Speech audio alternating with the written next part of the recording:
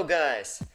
Now I'm going to be taking you through the removal process of this nasty ransomware virus from your computer. This video is going to include three parts: automatic removal, manual removal, and I'm going to show you some file recovery methods that you can use to try and get your files back. Before we start with the video steps, I'm going to say that you're going to have to always follow guidance from site or video YouTube channel that is legitimate. Always make sure to back up your files and use trustworthy sources, and always check if these are real people behind these removal guides.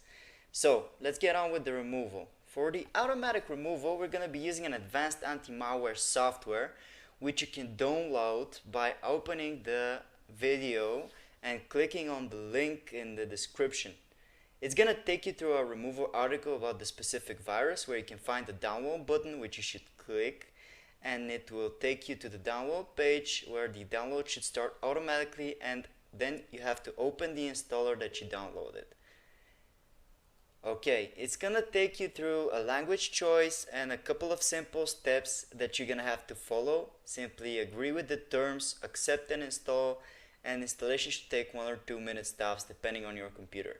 After the setup is done, this scan should start automatically, and when it's done, you click on finish and the scan is gonna start.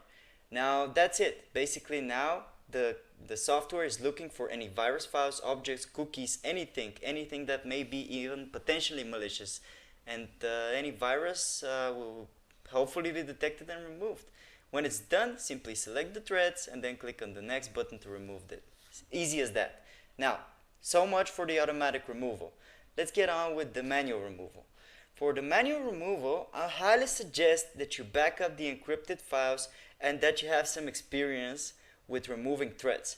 What you're gonna do is gonna copy the files on a flash drive, anywhere else on your computer, because you never know what's gonna happen. Your computer is still infected, still in the thread, and at this point you don't know what's going on, So you're going to copy them to a flash drive, set them to a cloud drive, and then you can go on with the removal freely without any worry, because the files could be recovered. Now, let's find the virus files. To do that, you're going to search for show hidden files and folders, and then you're going to click on it.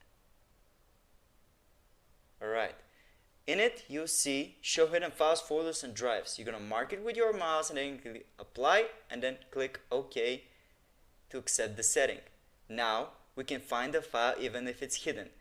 To find the file, you have to know the name. Usually in the description we upload the names of the files in the article where we do research on different viruses. So you can check if it's there. If it's not, you can check via other ways, which I'm going to take you through. Now what you're going to do, open my computer, and then you're going to type file extension, the file extension exe. In this case, example virus name is just to show you how it works. You're going to type the file name, and then Windows will take care of the rest. And you hit enter, it's going to hopefully locate the virus file, search for it, and locate it like shown here. And then you have to delete it as an admin from your computer, and basically that's it. You've taken care of the virus now. Be advised, you need to have experience, like I said, in removing threads to be able to find these files. Another way to find them and to clear your registry entries is to press the Windows key and the button R and type regedit. Now I'm going to show you how to clean your registry entry and how to be able to find such files as well. First, we're going to back up the registry by clicking on File and Export. Alright, and then you're going to save it somewhere easy to find. On Export range, click All and type the file name to be as easy as you can remember.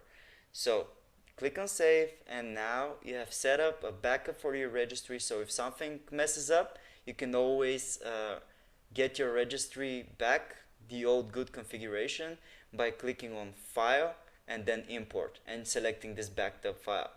So now we're going to be looking for a specific key. Press Ctrl and S to open the search bar.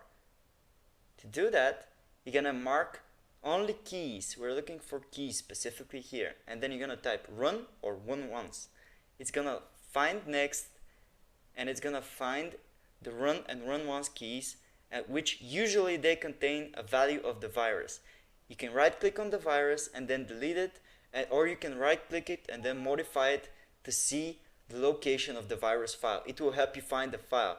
So don't be in a rush to delete the file. And that's it. We've taken care of the threat. Now, for the file recovery, I'm going to show you several simple methods that you can try and that many of our users and our subscribers have already tried, and these methods have worked. What you're going to do is you're going to type in the following link in your address bar and you're going to hit enter to open it. This will take you to our specific article for file recovery against ransomware viruses. It contains 6 methods that have been proven to work under some specific circumstances when it comes to ransomware infection. These methods, they are no way, shape, or form 100% guaranteed to work, but they will surely help you, as we have some users who have partially backed up their files, being able to recover some of their files, and even some users have been able to recover all of the files. Until then, until a decryptor is released, you should check the article in the description often. And that's it, guys. Thanks for watching. Subscribe, hit that subscribe button, and make sure to comment if you have any questions. We try to respond fast.